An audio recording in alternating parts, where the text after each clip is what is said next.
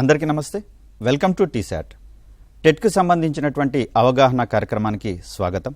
తెలంగాణ విద్యాశాఖ ప్రతిష్టాత్మకంగా రెండవసారి టెట్కు సంబంధించినటువంటి నోటిఫికేషన్ని రిలీజ్ చేసినటువంటి దరిమిల గత కొన్ని వారాలుగా టెట్కి సంబంధించినటువంటి పాఠ్యాంశాలను మనము టీశాట్ ప్రోగ్రామ్స్ ద్వారా చూస్తూ ఉన్నాం.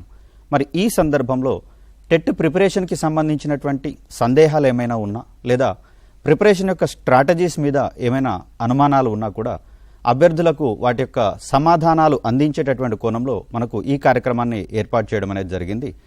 ఈ కార్యక్రమంలో సైన్స్ పాఠ్యాంశాలకు సంబంధించినటువంటి డౌట్స్ని నివృత్తి చేయడానికి గాను నేను మీ ముందుకు వచ్చాను. అదేవిధంగా మనతో పాటుగా మ్యాథ్స్కి సంబంధించినటువంటి సందేహాలు తీర్చేటటువంటి కోణంలో మన ముందున్నారు లింగదాస్ గారు. నమస్తే లింగదాస్ గారు. నమస్తే సార్.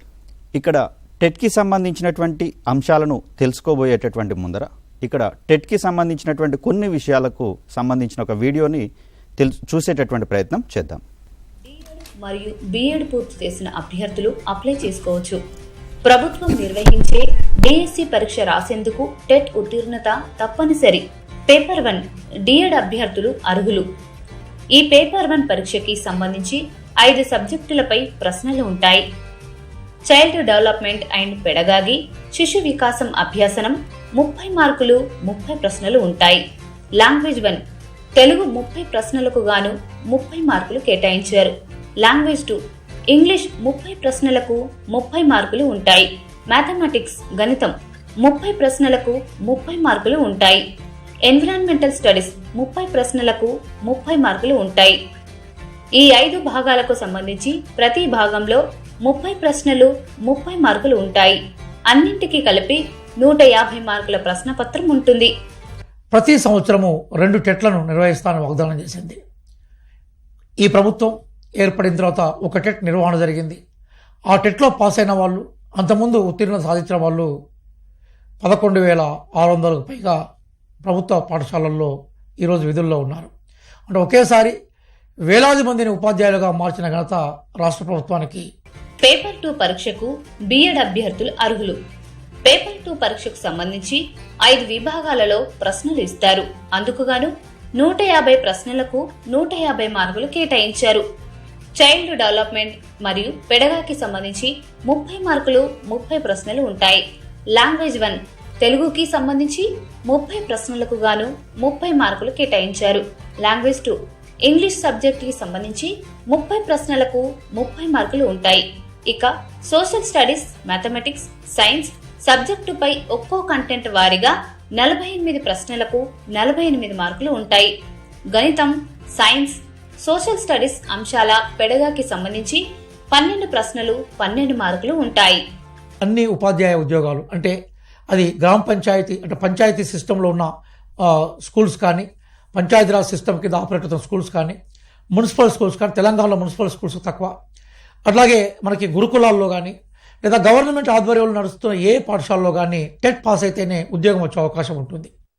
ఉపాధ్యాయ అర్హత పరీక్షలకు ఇప్పుడు సైన్స్కు సంబంధించినటువంటి టాపిక్స్ ఏమున్నాయి, సిలబస్ యొక్క స్కోప్ ఏ విధంగా ఉంది, అదేవిధంగా వెరీ రీసెంట్గా జరిగినటువంటి టెట్లో క్వశ్చన్స్ యొక్క స్ట్రాటజీస్ ఏ విధంగా ఉన్నాయో గమనించేటటువంటి ప్రయత్నం చేద్దాం. ఇక్కడ మనకు 5 సెక్షన్స్ ఉంటాయని చెప్పేసి అనుకుంటూ ఉన్నాం. పేపర్ 1లో భాగంగా గనక మనం గమనిస్తే 5 సెక్షన్స్ మనకి ఇక్కడ కనిపిస్తూ ఉన్నాయి. ప్రతి సెక్షన్లో 30 MCQs అనేవి వస్తూ ఉంటాయి, మల్టిపుల్ చాయిస్ క్వశ్చన్స్. ఒక్కొక్క క్వశ్చన్కి 1 మార్కు చొప్పున 30 మార్కులకు గాను 5 సెక్షన్లు అనేవి మనకు కనిపిస్తూ ఉన్నాయి. ప్రతి సెక్షన్లో కూడా కంటెంట్ పరంగా గమనిస్తే 24 మార్కులకు కంటెంట్ అనేది వస్తూ ఉంది. అదేవిధంగా పెడగాజీకి సంబంధించి 6 క్వశ్చన్స్ అనేవి వస్తూ ఉంటాయి, 6 మార్కులకు గాను. ఇదే స్ట్రాటజీ అనేది మనకు అన్నిటికీ సంబంధించి ఈక్వల్గా డిస్ట్రిబ్యూట్ చేయడం అనేది జరిగింది. మొత్తంగా 150 మార్కుల సిలబస్లో 150 MCQ క్వశ్చన్స్ 150 మార్కులకు గాను రావడం అనేది జరుగుతుంది.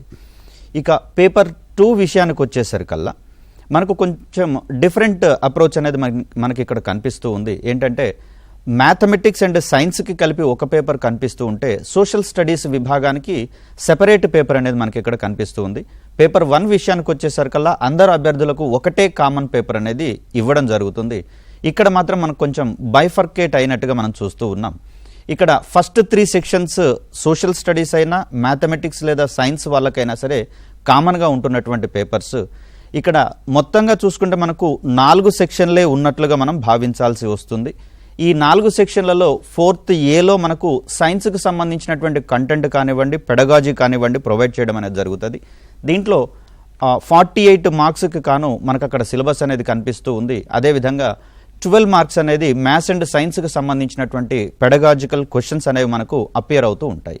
ఇక 4th బి అనేది ఎక్స్క్లూజివ్ ఫర్ సోషల్ స్టడీస్ ఆస్పిరెంట్స్గా మనం చెప్తూ ఉంటాం.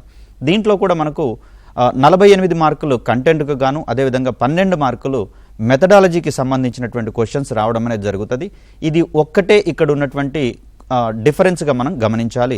సో సైన్స్ మరియు సోషల్ ఆస్పిరెంట్స్ ఇరువురికి కూడా సెపరేట్ క్వశ్చన్ పేపర్ సెట్స్ అనేవి ప్రొవైడ్ చేయడం అనేది జరుగుతుంది.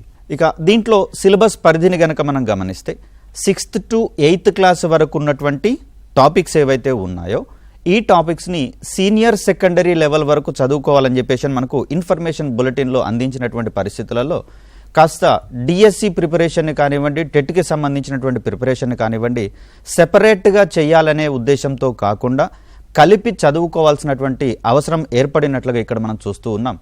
ఇక్కడ ఫస్ట్ టాపిక్ విషయానికి వచ్చేసరికల్లా మనకు న్యాచురల్ రిసోర్సెస్ అనేటటువంటిది కనిపిస్తూ ఉంది. దీంట్లో ఎయిర్, వాటర్ పొల్యూషన్, అదేవిధంగా హార్నెస్సింగ్ ఆఫ్ వాటర్ అంటే వాటర్ ఏ విధంగా లభ్యమవుతుంది అనేటటువంటి కోణంలో దీన్ని మనం చూస్తాం.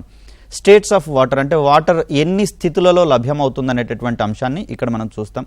వీటితో పాటుగా నీరు కలిగించేటటువంటి పీడనాలు, వాటర్ ప్రెజర్కి సంబంధించినటువంటి అంశాలు, అదేవిధంగా ఎయిర్ పొల్యూషన్ గాలి ఏ విధంగా కలుషితం అవుతుంది, అదేవిధంగా అట్మాస్ఫియరిక్ ప్రెషర్ అంటే వాతావరణ పీడనానికి సంబంధించినటువంటి ప్రశ్నలు అనేవి మనకి ఇక్కడ రావడం అనేది జరుగుతుంది. సో అభ్యర్థులు వెయిటేజ్ ప్రకారము ఇంపార్టెన్స్ ఇచ్చుకున్నా కూడా సిలబస్ మొత్తం మీద కూడా అవగాహన కలిగి ఉండాల్సినటువంటి అవసరం ఉంది. ఎందుకంటే మల్టిపుల్ షిఫ్ట్స్లలో ఆన్లైన్ బేస్డ్గా ఎగ్జామ్ జరుగుతున్నటువంటి కోణంలో ఈ క్వశ్చన్స్ అన్నిటినీ ప్రిపేర్ చేసేటటువంటి సందర్భంలో టాపిక్ వారి వెయిటేజ్ అనేది కొన్ని సందర్భాలలో రాకపోతూ ఉండొచ్చు. అంటే గత ప్రశ్న పత్రాలలో ఈ టాపిక్ నుంచి క్వశ్చన్స్ రాలేదు కదా, దీన్ని స్కిప్ చేయవచ్చు అనేటటువంటి కోణాన్ని అభ్యర్థులు వీడాల్సి వస్తుంది. మోస్ట్ ప్రాబబ్లీ మనకు ఈ క్వశ్చన్ అనేటటువంటిది టెట్ అనేటటువంటి ఈ పేపరు క్వాలిఫైయింగ్ నేచర్గా కనిపిస్తూ ఉన్నా కూడా టీఆర్టీలో వెయిటేజ్ ఉంది కాబట్టి ప్రతి 7.5 మార్కులు టెట్లో గనక సాధిస్తే టీఆర్టీలో మనకు 1 మార్కు చొప్పున వెయిటేజ్ అనేది కల్పించడం జరుగుతుంది. కాబట్టి ఈ కోణంలో మనము ప్రతి టాపిక్ని కూడా కీలకంగానే భావించుకుంటూ ప్రిపరేషన్ని కొనసాగించాల్సినటువంటి అవసరం వస్తుంది. అదేవిధంగా గత పేపర్లలో రిపిటేటివ్ టైమ్స్ వచ్చినటువంటి టాపిక్స్కి అధిక వెయిటేజ్ ఇవ్వాల్సినటువంటి అవసరం ఉంది, అధిక ప్రయారిటీ ఇవ్వాల్సినటువంటి అవసరం ఉంది. వీటితో పాటుగా క్వశ్చన్స్ రాలేదు కదా అని చెప్పేసి టాపిక్స్ను వదిలివేయడం కాకుండా వాటి మీద కూడా సరైనటువంటి అవగాహనను పెంపొందించుకుంటూ ముందుకు వెళ్లాల్సినటువంటి పరిస్థితి. ఇక మరొక టాపిక్కి సంబంధించి చూస్తే ఇక్కడ న్యాచురల్ రిసోర్సెస్లోనే ఎయిర్ ప్రెషర్ కావచ్చు, అదేవిధంగా ఈ ఆర్కిమిడీస్ ప్రిన్సిపల్ అని, పాస్కల్స్ లా, ఇవన్నీ కూడా ప్రవాహులకు సంబంధించినటువంటి ధర్మాలుగా మనం చెప్తాం, నియమాలుగా మనం చెప్తాం. బెర్నౌలిస్ ప్రిన్సిపల్ కావచ్చు, అదేవిధంగా హైడ్రోమీటరు, బారోమీటరు, అదేవిధంగా లాస్ ఆఫ్ ఫ్లోటేషన్ అంటాం ప్లవన సూత్రాలకు సంబంధించి, అదేవిధంగా స్పెసిఫిక్ గ్రావిటీ, సర్ఫేస్ టెన్షన్ మరియు ఫ్లూయిడ్ మెకానిక్స్, ఇవన్నీ కూడా యాంత్రిక శాస్త్రంలో ఉంటూ ప్రవాహులకు సంబంధించినటువంటి ప్రత్యేకమైన నియమాలు లేదా సూత్రాలుగా మనం ఇక్కడ చెప్తాం. వీటి యొక్క అప్లికేషన్స్ కూడా మనకు చాలా ఇంపార్టెంట్ అయినటువంటి ఆస్పెక్ట్స్. అదేవిధంగా గతంలో ఉన్నటువంటి ప్రశ్నపత్రాలను కనుక మనం చూస్తే స్టేట్మెంట్ రిలేటెడ్ క్వశ్చన్స్ కూడా కొన్ని షిఫ్ట్లలో అడగడం అనేది జరిగింది. క్రింది వానిలో సరైనటువంటి స్టేట్మెంట్లను గుర్తించండి అనేటటువంటి కోణంలో మనకు ఈ క్వశ్చన్స్ అనేది రావడం జరిగింది. కాబట్టి మరి ఈ కోణంలో చూస్తే అంశాల యొక్క అంటే వాటికి సంబంధించినటువంటి ఓవరాల్ అండర్స్టాండింగ్ లెవెల్స్ని మనం పెంచుకోవాల్సినటువంటి అవసరం అనేది ఈ కోణంలో మనం పరిగణించాల్సి ఉంటుంది.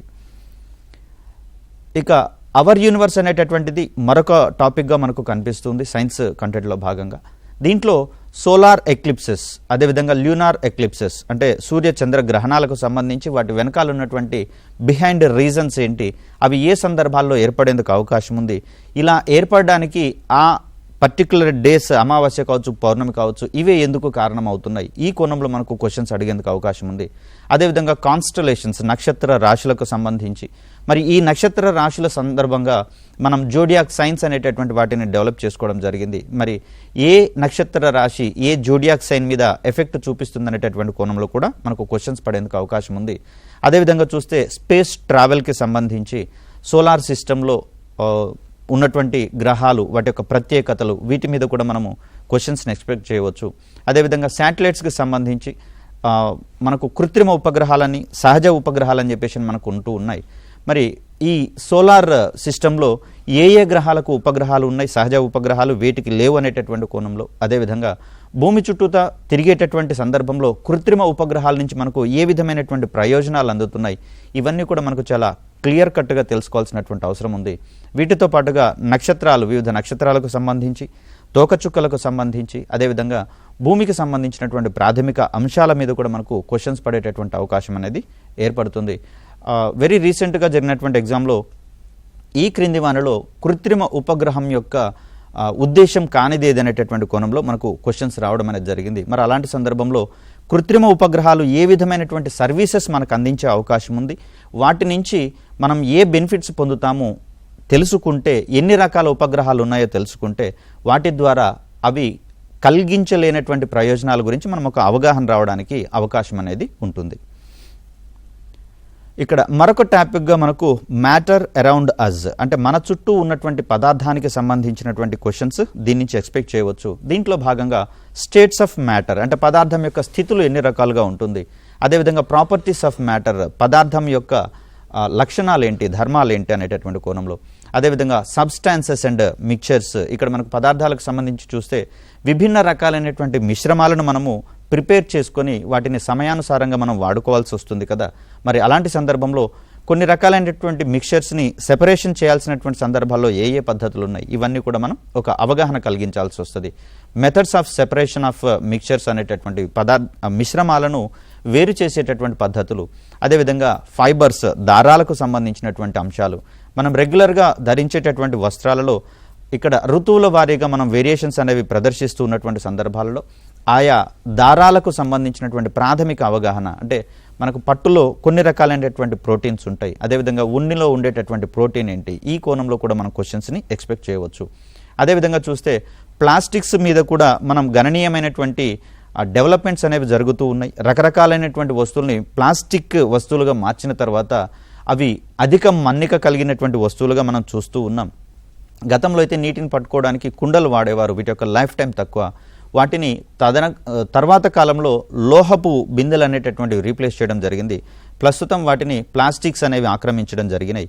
మరి వినియోగం పెరుగుతున్న కొద్ది ప్లాస్టిక్ వల్ల నష్టాలు కూడా కలుగుతున్నటువంటి పరిస్థితుల్లో వీటిని మనం పరిగణలోకి తీసుకోవాల్సి వస్తుంది. ఇక్కడ use of plastics and environment, ఇక్కడ ప్లాస్టిక్ యొక్క వినియోగాలు ఏంటి, ప్లాస్టిక్ని అధికంగా వినియోగించడం వల్ల ఎన్విరాన్మెంట్కి సానుకూల ప్రభావాలు ఉంటున్నాయా, ప్రతికూల ప్రభావాలు ఉంటున్నాయా, క్రింది వానలో ప్లాస్టిక్ని వినియోగించడం వల్ల ఏర్పడే ప్రతికూల ప్రభావాలను గుర్తించండి అనేటటువంటి కోణంలో కూడా క్వశ్చన్స్ ఎక్స్పెక్ట్ చేయవచ్చు. ఇవేంటంటే జీవ శైథిల్యం చెందేటటువంటి ధర్మం వీటికి చాలా తక్కువగా ఉంటున్నటువంటి పరిస్థితులలో సుదీర్ఘకాలం పాటు భూమిలో అవి తమ యొక్క ఉనికిని కోల్పోకుండా ఉంటున్నటువంటి పరిస్థితులలో ఇక్కడ నేల కాలుష్యానికి కావచ్చు, వాటిని మండించినటువంటి సందర్భాల్లో వాతావరణ కాలుష్యానికి కూడా గురయ్యేటటువంటి అవకాశం మనకు ఏర్పడుతుంది. అదేవిధంగా చూస్తే మనకు యాసిడ్స్, బేసెస్ మరియు సాల్ట్స్, క్రింది వానిలో ఏది స్ట్రాంగ్ యాసిడ్, వీక్ యాసిడ్, అదేవిధంగా స్ట్రాంగ్ బేస్, వీక్ బేస్, అంటే బలమైనవేవి, బలహీనమైనవి అనేటటువంటి కోణంలో ఇవి మనకు వచ్చేటటువంటి అవకాశం అనేది ఉంది. అదేవిధంగా సాల్ట్స్కి సంబంధించి చూస్తే ఈ యాసిడ్స్ మరియు బేసెస్ కలవడం వల్ల న్యూట్రలైజేషన్ ప్రాసెస్ అని చెప్పేసి మనం అంటాం. అంటే తటస్థీకరణ చర్యలో మనకు సాల్ట్స్ అనేవి ప్రిపేర్ అవుతూ ఉన్నాయి. ఇక్కడ మనం రెగ్యులర్ లైఫ్లో ఉండేటటువంటి అప్లికేషన్స్ ద్వారా వీటిని మనము వాటిని క్రోడీకరించుకుంటూ చదువుకోవాల్సినటువంటి పరిస్థితులుగా మనం చూస్తాం. ఇక మెటల్స్ అండ్ నాన్ మెటల్స్, లోహాలు మరియు అలోహాలకు సంబంధించినటువంటి భావనలు, వీటితో పాటుగా physical and chemical properties of metals and non metals, ఇక్కడ భౌతిక మరియు రసాయన లక్షణాలు ఏ విధంగా ఉన్నాయి, వీటితో పాటుగా కోల్ అండ్ పెట్రోలియం, వీటిని మనము శిలాజ ఇంధనాలుగా పరిగణిస్తూ ఉన్నాం, ఫాజిల్ ఫ్యూయల్స్ అంటూ ఉన్నాం. మరి వీటిని మండించడం ద్వారా ఏం జరుగుతుంది అనేటటువంటి కోణంలో కూడా మనకు క్వశ్చన్స్ పడేందుకు అవకాశం ఉంది. ముఖ్యంగా ఇవి కంబషన్ ప్రక్రియలో భాగంగా ఉంటున్నటువంటి సందర్భాలలో ఇవి ఇంజిన్స్కి చోదక శక్తి వనరుగా మనకు ఉపయోగపడుతున్నటువంటి సందర్భంలో వీటి యొక్క వినియోగాన్ని అధికంగా చేస్తూ పోతున్నటువంటి క్రమంలో పొల్యూటెంట్స్ కూడా అధికంగా మనకు పర్యావరణంలో రిలీజ్ అయ్యేటటువంటి అవకాశాలు ఉంది. మరి వాటన్నిటి మీద మనం అవగాహన కలిగించుకోవాల్సి వస్తుంది. అదేవిధంగా ఈ దహన ప్రక్రియలు టైప్స్ ఆఫ్ కంబషన్స్ ఎన్నున్నాయి అనేటటువంటి కోణంలో ఇక్కడ టెంపరేచర్ ఆఫ్ కంబషన్, అలా ఇంధనాలను మండించేటటువంటి క్రమంలో వెలువడేటటువంటి ఉష్ణోగ్రతల యొక్క పరిమాణం మీద కూడా మనము కొంచెం అవగాహన పొందాల్సి వస్తుంది. ఎందుకంటే ఇలా ఒక ప్రమాణంలో ఉన్నటువంటి అంటే ప్రమాణ ద్రవ్యరాశి కలిగినటువంటి ఫ్యూయల్ అనేది మండడం ద్వారా ఎంత అమౌంట్ ఆఫ్ హీట్ ఎనర్జీని రిలీజ్ చేస్తుందో దాన్నే మనం ఆ ఫ్యూయల్ యొక్క కెలోరిఫిక్ వాల్యూ అనేటటువంటి పేరుతో చెప్తూ ఉన్నాం. అత్యధిక కెలోరిఫిక్ వాల్యూ అనేది మనకు హైడ్రోజన్కి కనిపిస్తున్నటువంటి పరిస్థితుల్లో హైడ్రోజన్ని ప్రస్తుతం మనము భవిష్యత్ ఇంధనంగా పరిగణించుకుంటూ దాని యొక్క వినియోగాన్ని పెంచుకునేటటువంటి ప్రయత్నం చేస్తూ ఉన్నాం. ఇలా కొన్నిటితో మనం లింక్ చేసుకుంటూ వెళ్లాల్సినటువంటి పరిస్థితి వస్తుంది ఈ మ్యాటర్ అరౌండ్ అస్ అనేటటువంటి ఈ టాపిక్లో. దీనితో పాటుగా మరికొన్ని టాపిక్స్ కనుక మనం గమనిస్తే, so laws of chemical combination and chemical calculations అనేటటువంటివి మనకి ఇక్కడ కనిపిస్తూ ఉన్నాయి. దీంట్లో భాగంగా ఈ భౌతిక మార్పులు ఏంటి, రసాయనిక మార్పులు ఏంటి అనేటటువంటి కోణంలో గతంలో చాలాసార్లు క్వశ్చన్స్ రావడం అనేది జరిగింది. ఇక్కడ అప్లికేషన్ టైప్ ఆఫ్ క్వశ్చన్స్ని మనం ఎక్స్పెక్ట్ చేసేటటువంటి అవకాశం ఉంది. వీటి తర్వాత లాస్ ఆఫ్ కెమికల్ కాంబినేషన్స్ అనేటటువంటి టాపిక్ మనకు కనిపిస్తుంది. దీనితో పాటుగా కెమికల్ రియాక్షన్స్ అండ్ క్యాల్కులేషన్స్, అదేవిధంగా టైప్స్ ఆఫ్ కెమికల్ రియాక్షన్స్ అంటే రసాయన చర్యలు ఎన్ని రకాలుగా ఉండేటటువంటి అవకాశం ఉంది, మరి వాటికి సంబంధించినటువంటి ఉదాహరణలతో సహా మనం ఒక దగ్గర లిస్ట్ అవుట్ కనుక చేసుకున్నట్లయితే దాన్ని మొత్తం రివైజ్ చేసుకునేటటువంటి కోణంలో ఆ పాయింట్స్ని మనం మెయిన్గా స్టడీ చేసుకుంటూ మన యొక్క ప్రిపరేషన్ని ముందుకు తీసుకెళ్లే ప్రయత్నం చేస్తాం. తర్వాత చూస్తే మనకు అటామిక్ స్ట్రక్చర్ అనేది మరొక టాపిక్గా కనిపిస్తుంది. దీంట్లో ఆటమ్స్ అంటే ఏంటి, మాలిక్యూల్స్ అంటే ఏంటి, what are the difference between atoms and molecules, వీటి మీద అవగాహన పొందాల్సి వస్తుంది. అదేవిధంగా ఎలిమెంట్స్కి సంబంధించి వీటికి సంబంధించినటువంటి అటామిసిటీ అనేటటువంటి ధర్మాలకు సంబంధించి, అదేవిధంగా డాల్టన్ ఇచ్చినటువంటి అటామిక్ థియరీకి సంబంధించినటువంటి అంశాలను మనం తెలుసుకోవాల్సి వస్తుంది. ఇక అయాన్స్ అంటే ఏంటి, ఎన్ని రకాలైనటువంటి అయాన్స్ మనకు ఉంటూ ఉన్నాయి, అయాన్స్ ఫామ్ అవ్వడంలో ఏర్పడడంలో ఎలక్ట్రాన్స్ యొక్క పాత్ర ఏంటి, ఇవన్నీ కూడా మనకు చాలా కీలకమైనటువంటి అంశాలే. మరి కొన్నేమో ధన విద్యుదాత్మకతను ప్రదర్శిస్తూ ఉండగా కొన్నేమో రుణ విద్యుదాత్మకతను ప్రదర్శిస్తూ ఉన్నటువంటి అయాన్స్ని మనం చూస్తూ ఉన్నాం. వీటి వల్ల కలిగేటటువంటి ప్రయోజనాలను కూడా మనం ఇక్కడ మాట్లాడుకోవాల్సి వస్తుంది. అదేవిధంగా అటామిక్ మాస్, అదే పరమాణు ద్రవ్యరాశికి సంబంధించినటువంటి అంశాలు, వీటితో పాటుగా బాహ్య కర్పరాలకు సంబంధించి వ్యాలెన్సీ అనేటటువంటిది మనం చూస్తూ ఉన్నాం. అంటే పరమాణు కేంద్రకం నుంచి సుదూరంలో ఉండేటటువంటి లేదా చివరలో ఉండేటటువంటి వ్యాలెన్సీస్ ఆర్బిట్స్ ఏవైతే ఉంటాయో వీటిని మనము బాహ్య కర్పరాలుగా చెప్తూ ఉన్నాం. ఇందులో పరిభ్రమించేటటువంటి ఎలక్ట్రాన్స్ ఏవైతే ఉన్నాయో వీటిని మనము వ్యాలెన్సీ ఎలక్ట్రాన్స్గా చెప్తూ ఉన్నాం. ఇవి రసాయనిక చర్యలలో కీలకమైనటువంటి అంశాలుగా మనం చూస్తూ ఉన్నాం. దీనితో పాటుగా మాలిక్యులర్ మాస్, అదేవిధంగా కాన్సెప్ట్ ఆఫ్ మోలార్ మాస్, దీనితో పాటుగా Thomson model of atom, Rutherford model of atom, అదేవిధంగా బోర్ పరమాణు నమూనా, ఇవన్నీ కూడా మనకు చాలా కీలకమైనటువంటి అంశాలు. అటామిక్ నెంబర్ కావచ్చు, ఐసోటోప్స్ కావచ్చు. ఐసోటోప్స్కి సంబంధించి చూస్తే మనకు మెడికల్ ఫీల్డ్లో అనేకమైనటువంటి అప్లికేషన్స్ ఇందులో మనకు కనిపిస్తూ ఉన్నాయి. కాబట్టి ఐసోటోప్స్ అంటే ఏంటి, ఏ ఐసోటోప్ని వైద్య పరిభాషలో ఏ ప్రయోజనాల కోసం మనం వాడుకుంటాం అనేది కూడా ఇక్కడ మనకు కీలకంగా కనిపిస్తూ ఉంది. దీనితో పాటుగా క్వాంటమ్ నెంబర్స్ కావచ్చు, అదేవిధంగా ఒక నిర్దిష్టంగా 20 నుంచి 30 వరకు ఎలిమెంట్స్ యొక్క మనకు ఎలక్ట్రానిక్ కాన్ఫిగరేషన్కి సంబంధించినటువంటి అంశాలను కూడా మనం నేర్చుకోవాల్సి వస్తుంది. వెరీ రీసెంట్గా అడిగినటువంటి క్వశ్చన్లో మనకు కేంద్రక సంలీన ప్రక్రియకు సంబంధించినటువంటి ఈక్వేషన్ ఇచ్చి ఒక 4 ఆప్షన్స్లలో రకరకాల ఈక్వేషన్స్ ఇచ్చి దీంట్లో కేంద్రక సంలీన ప్రక్రియను గుర్తించండి అనే కోణంలో కూడా అడిగారు. కాబట్టి మరి అలాంటి సందర్భంలో ఎలక్ట్రానిక్ కాన్ఫిగరేషన్స్ను కూడా మనకు అడిగేటటువంటి అవకాశం ఉంది. కాబట్టి వీటి మీద మనము సరైనటువంటి ఓరియంటేషన్లో మన యొక్క ప్రిపరేషన్ని కొనసాగించుకోవాల్సి వస్తుంది. సో మరొక టాపిక్గా మనకు బయాలజీ రిలేటెడ్గా చూసుకుంటే కనుక biology its importance in everyday life. ఇక్కడ సజీవ నిర్జీవ అంశాలు అనేవి ప్రకృతిలో ఉంటున్నటువంటి పరిస్థితులలో మనకు జీవ అంశాలకు సంబంధించినటువంటి థింగ్స్ ఏమున్నాయి మన చుట్టూత, అదేవిధంగా వాటి యొక్క ప్రయోజనాలు మనం ఏ విధంగా పొందుతున్నాం అనేటటువంటి కోణంలో దీన్ని మనం అధ్యయనం చేయాలి.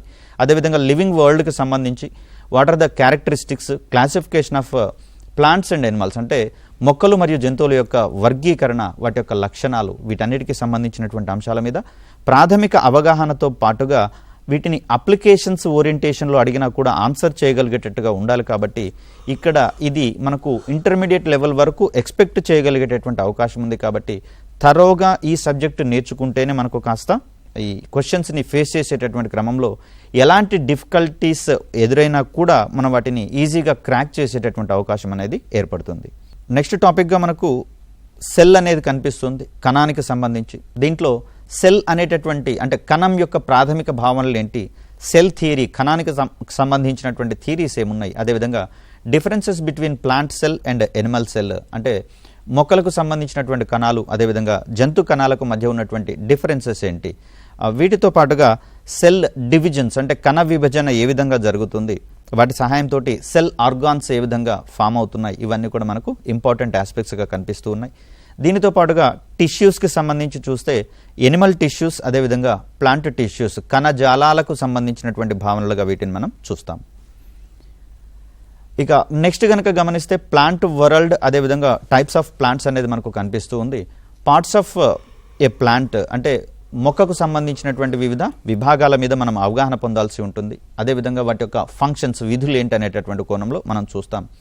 ఇక్కడ సీడ్స్ డిస్పోజల్కి సంబంధించి అంటే విత్తనాలు అనేవి ఏ విధంగా వ్యాప్తి చెందుతాయి, తద్వారా ఒక మొక్క తన యొక్క సంతతిని ఏ విధంగా స్ప్రెడ్ చేసుకోగలుగుతుంది డిఫరెంట్ లొకేషన్స్లో అనేటటువంటిది ఇది మనకి ఇంపార్టెంట్గా మనం చూస్తూ ఉన్నాం. నెక్స్ట్ వన్ మనకి ఇక్కడ ఫైబర్స్ ఫ్రమ్ ప్లాంట్స్ అని చెప్పేసి రీప్రొడక్షన్ అనేటటువంటి దాంట్లో సెక్సువల్ అసెక్సువల్ అనేటటువంటి కేటగిరీస్ అనేవి మనకి ఇక్కడ కనిపిస్తూ ఉన్నాయి. కామన్ థింగ్స్ ఏమున్నాయి అదేవిధంగా డిఫరెన్సెస్ ఏమున్నాయి అనేటటువంటి కోణంలో వీటిని మనము అవగాహన పరచుకోవాల్సి వస్తుంది. అదేవిధంగా వెజిటేటివ్ ప్రాపగేషన్ అనేటటువంటిది ఇక్కడ మనకు మరొక టాపిక్.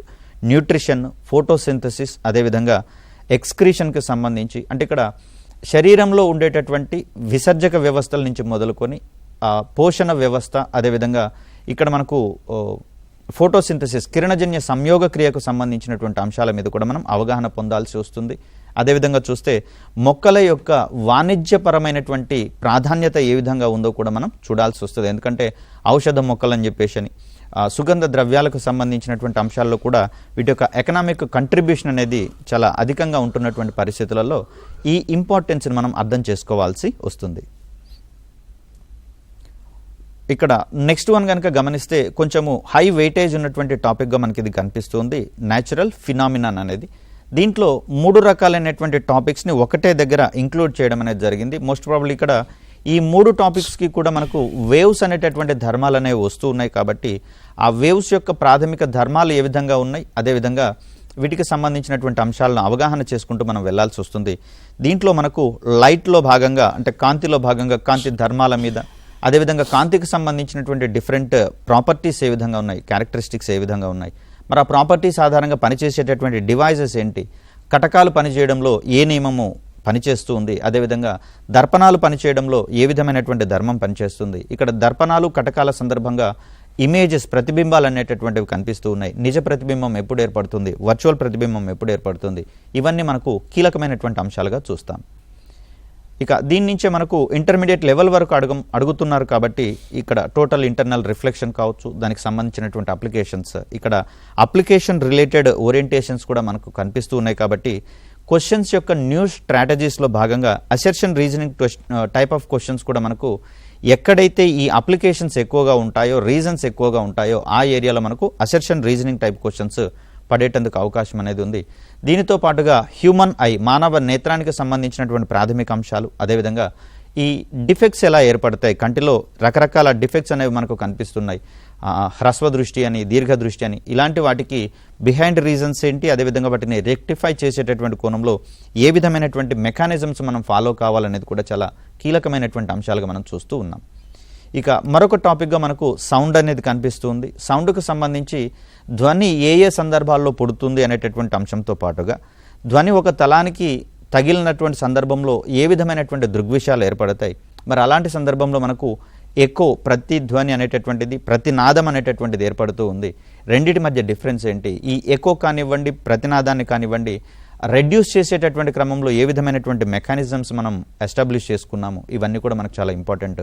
ధ్వని పరావర్తనానికి సంబంధించినటువంటి ధర్మాల ఆధారంగా ఎలాంటి అప్లికేషన్స్ మన ముందు ఉన్నాయి, దీంట్లో భాగంగానే మనము సోనార్ అనేటటువంటి దాన్ని చెప్పుకుంటాం. సౌండ్ నావిగేషన్ అండ్ రేంజింగ్కి సంబంధించినటువంటి అంశాలు. సో ఇవన్నీ మనము అప్లికేషన్ టైప్ ఆఫ్ క్వశ్చన్స్గా మనం ఎక్స్పెక్ట్ చేసేటందుకు అవకాశం అనేది ఉంది. డిఫికల్టీ లెవెల్స్ పెరుగుతున్నా కూడా మనం బేసిక్స్ని గనక స్ట్రాంగ్గా అర్థం చేసుకున్నట్లయితే ఇవి మనకు అర్థమయ్యేటటువంటి అవకాశం ఉంది. మరో కాన్సెప్ట్గా మనము హీట్, ఉష్ణానికి కూడా శక్తి అనేటటువంటి స్వరూపంగా మనం చూస్తాం. దీనికి కూడా తరంగ స్వభావాన్ని కలిగి ఉంటుంది కాబట్టి వీటిని కొలిచేటటువంటి క్రమంలో ఏ విధమైనటువంటి ఉపకరణాలు మనకు ఉపయోగపడుతున్నాయి, వీటన్నిటి మీద మనం ఒక క్లియర్ కట్ అండర్స్టాండింగ్ అనేది పొందాల్సి ఉంటుంది. ఇక మనకు కెమిస్ట్రీకి సంబంధించి చూస్తే periodic classification and chemical bonding అనేటటువంటిది కనిపిస్తుంది. ఇక్కడ ఆవర్తన పట్టికకు సంబంధించి, అదేవిధంగా ఆవర్తన పట్టికలో మూలకాల యొక్క స్థానాలు మారుతున్నటువంటి సందర్భంలో వాటి యొక్క కెమికల్ రియాక్టివిటీ ఏ విధంగా పెరుగుతుంది, వేరియస్ క్యారెక్టరిస్టిక్స్, ఫిజికల్ క్యారెక్టరిస్టిక్స్ కావచ్చు, కెమికల్ క్యారెక్టరిస్టిక్స్ కావచ్చు, ఏ విధంగా చేంజ్ అవుతున్నాయి అనేటటువంటి కోణంలో ఇక్కడ మనం క్వశ్చన్స్ని ఎక్స్పెక్ట్ చేసేటందుకు అవకాశం అనేది ఏర్పడుతుంది. దీని తర్వాత మెటలర్జీకి సంబంధించి చూస్తే ప్రాచీన కాలం నుంచి కూడా మనము మెటల్స్ వినియోగం మీద అధికంగా దృష్టి సారించినటువంటి పరిస్థితులు చూస్తూ ఉన్నాం. మన యొక్క సాధారణ అవసరాలను సమర్థవంతంగా తీర్చేటటువంటి కోణంలో మనకు లోహాలు అనేవి ఉపయోగపడుతూ ఉన్నాయి. కాబట్టి ఇనుము ఆవిర్భావంతో వ్యవసాయ రంగంలో పెనుమార్పులు రావడం జరిగింది. అదేవిధంగా సివిలైజేషన్, నాగరికతల అభివృద్ధి కోణంలో కూడా మనకు ఇనుము యొక్క ప్రాధాన్యత అనేది అధికంగా ఉంది. కాబట్టి ఆ సందర్భంలో మానవ ప్రయోజనాల కోసం ఉపయోగించేటటువంటి లోహాల మీద మనం ఒక క్లియర్ కట్ అవగాహనను కలిగి ఉండాల్సి వస్తుంది. అదేవిధంగా మెటలర్జీలో లోహాలను సంగ్రహించేటటువంటి స్థితిలో ఏ రకాలైనటువంటి లోహ సంగ్రహణ పద్ధతులు ఉన్నాయి, వీటి మీద మనం కాన్సన్ట్రేషన్ చేసుకోవాల్సి వస్తుంది. వెరీ రీసెంట్గా భస్మీకరణ ప్రక్రియలో లోహ కార్బోనేట్లు ఏ విధంగా చేంజ్ అవుతాయి అనేటటువంటి కోణంలో మనకు క్వశ్చన్స్ అడగడం అనేది జరిగింది. కాబట్టి మరి వీటిలో ఉన్నటువంటి ఇంప్యూరిటీస్ని తొలగించేటటువంటి క్రమంలో వాటిని రకరకాల ప్రక్రియలకు గురి చేసేటటువంటి పరిస్థితి కనిపిస్తుంది. ఆ ప్రక్రియలో పొల్యూటెంట్స్ అనేవి లేదా మలినాలు అనేటటువంటివి ఏ రూపంలోకి మారతాయి అనేది మనకి ఇక్కడ మెయిన్ క్వశ్చనింగ్ పాయింట్గా కనిపిస్తూ ఉంది. ఇక దీని తర్వాత చూస్తే బయాలజీ రిలేటెడ్లో మనకు ఎనిమల్ వరల్డ్, ఇంత క్రితం దాంట్లో మనం ప్లాంట్ వరల్డ్కి సంబంధించిన అంశాలు చూసాం. ఇప్పుడు ఎనిమల్ వరల్డ్కి సంబంధించి దీంట్లో జంతువులకు సంబంధించినటువంటి ప్రాథమిక లక్షణంగా చలనం అనేది కనిపిస్తుంది. కాబట్టి చలనానికి సంబంధించినటువంటి ఈ అవయవాలు ఏమున్నాయి, వాటికి సంబంధించినటువంటి అంశాల మీద మనం కొంచెం అవగాహన కలిగి ఉండాల్సి వస్తుంది. మోస్ట్ ఆల్ ఇక్కడ మెథడాలజీ రిలేటెడ్ కనుక గమనిస్తే maths, physical science and bioscience మూడింటిని కోఆర్డినేట్ చేసుకుంటూ వెళ్లాల్సినటువంటి పరిస్థితి మనకు కనిపిస్తూ ఉంది. మోస్ట్ ప్రాబబ్లీ కామన్గా ఉన్నటువంటి ఏరియాస్ని మూడిటికి కలిపి చదవాల్సినటువంటి పరిస్థితి. సపోజ్ మ్యాథ్స్ ఆస్పిరెంట్స్ అయితే కనుక మ్యాథ్స్ మెథడాలజీని పర్ఫెక్ట్గా చదువుకున్న తర్వాత మిగిలిన physical science, bioscience related differences ఏవైతే ఉన్నాయో, డిఫరెంట్ టాపిక్స్ ఏవైతే ఉన్నాయో వాటి మీద దృష్టి పెడితే ఈ క్వశ్చన్స్కి ఆన్సర్స్ కూడా మనం ఈజీగా ఆన్సర్స్ గెయిన్ చేసేటటువంటి అవకాశం ఉంది. ఒకవేళ బయోసైన్స్ ఆస్పిరెంట్స్ కనుక అయినట్లయితే వారి యొక్క ప్రైమరీ మెథడాలజీ అనేది, టీచింగ్ పెడగాజీ అనేది బయోసైన్స్ కనిపిస్తుంది. కాబట్టి దాన్ని పర్ఫెక్ట్గా చదివిన తర్వాత మిగిలిన టాపిక్స్ ఏవైతే ఉన్నాయో మ్యాథ్స్ పెడగాజీ కావచ్చు, అదేవిధంగా ఫిజికల్ సైన్స్కి సంబంధించినటువంటి పెడగాజీస్లలో సెపరేట్గా ఉన్నటువంటి టాపిక్స్ని అధ్యయనం చేస్తే కనుక వితిన్ షార్ట్ స్పాన్ ఆఫ్ టైంలో మనం వాటిని కవర్ చేసుకొని ఆ క్వశ్చన్స్ని కూడా మనం ధైర్యంగా ఫేస్ చేసేటటువంటి అవకాశం అనేది ఏర్పడుతుంది. ఇక మనకు ఈ మ్యాథమెటిక్స్ మరియు సైన్స్ అనేటటువంటి విభాగాలలో పేపర్ 2కి సంబంధించి చూస్తే మ్యాథమెటిక్స్ హయ్యెస్ట్ వెయిటేజ్ ఉన్నటువంటి అంశంగా మనకు కనిపిస్తూ ఉంది. మరి దీనికి సంబంధించినటువంటి ప్రిపరేషన్ స్ట్రాటజీ గురించి, అదేవిధంగా సిలబస్ యొక్క స్కోప్ని కూడా మనం తెలుసుకునేటటువంటి ప్రయత్నం చేద్దాం మన లింగదాస్ గారి ద్వారా. నమస్తే అండి. నమస్తే sir, welcome to T-SAT. T-SAT వారు అందిస్తున్న ఈ శిక్షణ తరగతుల్ని అందరూ సద్వినియోగపరచుకొని మీరు ప్రిపేర్ అవుతున్న పోటీ పరీక్షల్లో విజయం సాధించాలని మనస్ఫూర్తిగా కోరుకుంటున్నాను. ఇకపోతే ప్రస్తుతం ఉన్న ప్రభుత్వం నిర్వహిస్తున్న ఈ 2వ టెట్లో భాగంగా మనకి జనవరి 1వ తేదీ నుంచి ప్రారంభం కాబోతున్నాయి పరీక్షలు. టెట్ పేపర్ 1కి సంబంధించి కావచ్చు, టెట్ పేపర్ 2 మ్యాథ్స్ అండ్ సైన్స్కి సంబంధించి కావచ్చు, ఈ రెండింటిలో కూడా మ్యాథమెటిక్స్ అనేది అత్యంత కీలకమైన అంశంగా మనం చూస్తూ ఉన్నాం. ఇక్కడ మ్యాథమెటిక్స్ ఎందుకంత కీలకంగా మారిపోయింది అని అంటే, సైన్స్ అభ్యర్థులైనా సరే వారు 24+6 30 మార్కులకి వారు పేపర్ 2లో రాయాల్సి ఉంటుంది. అదేవిధంగా పేపర్ 1కి సంబంధించింది కూడా మనకు 30 మార్కులకి same mathematics methodology cum content రెండూ కూడా చూడాల్సిన పరిస్థితి అయితే మనం చూస్తూ ఉన్నాం. అయితే చాలామంది అభ్యర్థులు, మ్యాథమెటిక్స్ అభ్యర్థులు కూడా కొంత ఇబ్బంది పడే రకంగానే ఈ మధ్యకాలంలో ప్రశ్నల యొక్క స్థాయి అనేది పెరిగింది. మిగతా సబ్జెక్టుతో పోలిస్తే కాఠిన్యత స్థాయి విషయంలో మ్యాథమెటిక్స్ అనేది ఎక్కువ స్థాయికి వెళ్తుందన్నట్టుగా మనం చూస్తూ ఉన్నాం. అంటే గతంలో జరిగిన టెట్ పరీక్ష కావచ్చు, లేదంటే ఆ తర్వాత జరిగిన డిఎస్సి పరీక్ష కావచ్చు, లేకపోతే రీసెంట్గా జరిగిన ఆంధ్రప్రదేశ్ టెట్ పరీక్షల్లోని ప్రశ్నల్ని గమనించినట్లయితే మనకు ప్రతిసారి వాటి యొక్క స్థాయి రోజు రోజుకి పెరుగుతూ వస్తూ ఉంది. సో ఎందుకలా పెరుగుతుంది అనంటే విద్యార్థుల్లో పెరుగుతున్న అవగాహన సామర్థ్యాలు, ప్రస్తుతం వస్తున్న జనరేషన్కి తగ్గట్టుగా ఉపాధ్యాయుల్ని తీర్చిదిద్దాలి, అలాంటి ఉపాధ్యాయుల్ని అందించాలనే ఒక దృక్కోణంతో ఎగ్జామినర్స్ ఏం చేస్తారంటే ఎగ్జామ్ యొక్క స్థాయిల్ని పెంచి మనకి ప్రశ్నాపత్రాలను రూపొందించడం జరుగుతుంది. అయితే ముఖ్యంగా ఉపాధ్యాయ అర్హత పరీక్షలో కానీ, లేకపోతే ఉపాధ్యాయ ఎంపిక పరీక్షలో డిఎస్సిలో కానీ విజయం సాధించాలంటే మనము అంటే ఒక ఆస్పిరెంట్స్, ఒక అభ్యర్థి తన యొక్క మైండ్ సెట్ని మార్చుకొని ప్రిపరేషన్లోకి ఎంటర్ అవ్వాల్సి ఉంటుంది. మనం సిలబస్ చూడడానికి ముందు మన యొక్క సైకాలజీ ఆఫ్ మైండ్ సెట్ ఏ విధంగా ఉండాలనేది మనం ఒక 2 సెకండ్లు మాట్లాడుకుందాం. ఇది ఉపాధ్యాయ అర్హత పరీక్ష కావచ్చు, ఉపాధ్యాయ ఎంపిక పరీక్ష కావచ్చు, మిగతా పోటీ పరీక్షల కంటే ఇది చాలా భిన్నమైనది. ఏ రకమైన పోటీ పరీక్షలకు లేనటువంటి, అంటే ఏ రకమైన ఉద్యోగానికి లేనటువంటి అంచెలంచెల వ్యవస్థని కనుక మనం గమనిస్తే, డిగ్రీ పూర్తవగానే మనం ఒక టీచర్ ట్రైనింగ్ ప్రోగ్రామ్ని పూర్తి చేసుకుంటాం, లేదంటే ఇంటర్ పూర్తవగానే ఒక 4 years ఆఫ్ టీచర్, అంటే 2 years ఆఫ్ టీచర్ ట్రైనింగ్ని మనం పూర్తి చేసుకుంటాం. ఆ తర్వాత ఒక టెట్, టీచర్ ఎలిజిబిలిటీ టెస్ట్ అనే ఒక క్వాలిఫైయింగ్ పేపర్ని కూడా మనం పూర్తి చేస్తాం. ఆ తర్వాత ఎంపిక పరీక్షకి సిద్ధం కావడం జరుగుద్ది. అంటే చూడండి, ఎన్ని స్థాయిల్లో మనం ఒక ఉపాధ్యాయుడిగా రాణించడానికి మనం ఎన్ని స్థాయిలో ట్రైనింగ్ చేసుకుంటున్నాము, ఎన్ని స్థాయిల్లో మన యొక్క గమ్యస్థానానికి చేరడానికి ఎంత సుదూర ప్రయాణం చేస్తున్నామన్నది మీరు ఇక్కడ గమనించాలి. ఎందుకనంటే రాబోయే భావి తరాలని తీర్చిద్దే అమోఘమైన శక్తి అండ్ అవకాశం అనేది ఉపాధ్యాయులకు ఉంది. కాబట్టి వీరికే ఇంత కఠినమైన ఎంపిక పరీక్షల్ని వారు నిర్వహిస్తూ ఉన్నారు. సో ఇక్కడ మనము పరీక్షకు తగ్గట్టుగా మన యొక్క మైండ్ సెట్ని మార్చుకోవాల్సిన అవసరం అయితే ఖచ్చితంగా ఉంది. సో ఎలాంటి మైండ్ సెట్ ఉండాలి మనకి అనంటే, ఒక పరీక్ష రాసే విద్యార్థికి ఉండే మైండ్ సెట్ కాకుండా, ఉపాధ్యాయుడు అంటే ఈరోజు మనం పాఠాన్ని కనుక నేర్చుకొని రేపు విద్యార్థికి ఏ విధంగా బోధించాలి అన్న మైండ్ సెట్తో, అంటే ఈరోజు మనం ప్రిపరేషన్లో ఉన్నాం, మ్యాథమెటిక్స్ చదువుతున్నాం, సైన్స్ చదువుతున్నాం, సోషల్ చదువుతున్నాం, ఏ సబ్జెక్ట్ చదువుతున్నప్పటికి కూడా ఆ సబ్జెక్ట్ని రేపు పొద్దున మనం తరగతి గదిలోకి వెళ్ళిన తర్వాత విద్యార్థికి మల్టిపుల్ డైమెన్షన్స్లో ఏ విధంగా మనం అవగాహన కల్పించాలి అనే మైండ్ సెట్ కనుక మనం పెట్టుకొని ఆ దృక్కోణంలో, ఆ ఆస్పెక్ట్లో కనుక మనం ప్రిపరేషన్ని కొనసాగిస్తే ప్రశ్న ఏ రూపంలో వచ్చినా సరే, ప్రశ్న యొక్క కాఠిన్యత స్థాయి ఏ లెవెల్లో ఉన్నా సరే మనం 100% సక్సెస్ కాగలుగుతాము. కాబట్టి ఇక మీదట ఎవరైతే ఉపాధ్యాయ అర్హత పరీక్షకు కానీ, ఉపాధ్యాయ ఎంపిక పరీక్షకు కానీ ఎవరైతే ప్రిపేర్ అవుతూ ఉన్నారో, మీరు ఒకటే ఆలోచించండి, ప్రతి సబ్జెక్టు చదివే ముందు రేపు ప్రొద్దున మనం విద్యార్థులకి బోధించడానికి. ఒక్క నిమిషం, ఒక కాలర్ అందుబాటులో ఉన్నారు. హలో. హలో, నమస్తే అండి, చెప్పండి. నమస్తే సార్. సార్ ఇప్పుడు మీరు చెప్పారు కదా సార్, ఇప్పుడు సబ్జెక్ట్ మొత్తం సైన్స్ది. అవునండి. అది మొత్తం చదవాలా? ఇప్పుడు బయాలజికల్ సైన్స్కి వచ్చేసరికి బయాలజీ సైన్సే చదవాలా, మొత్తం చదవాలా?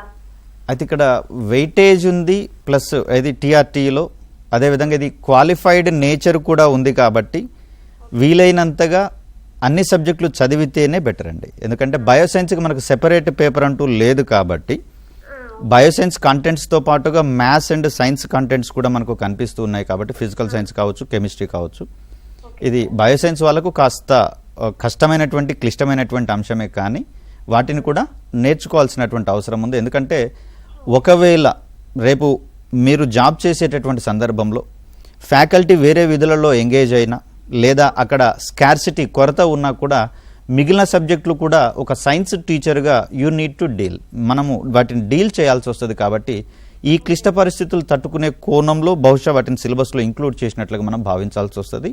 ఒక పాజిటివ్ అప్రోచ్ తోటి, మేము కేవలం ఇది బయోసైన్స్ మాత్రమే కాబట్టి బయోసైన్స్ చదువుతాం అనేటటువంటి అప్రోచ్తో కాకుండా ఒక సైన్స్ ఆస్పిరెంట్గా మిగిలిన వాటి మీద కూడా కాస్త దృష్టి సారించుకొని వాటిని కూడా ప్రిపేర్ అవ్వాల్సి వస్తుంది. Okay sir, continue. ఓకే.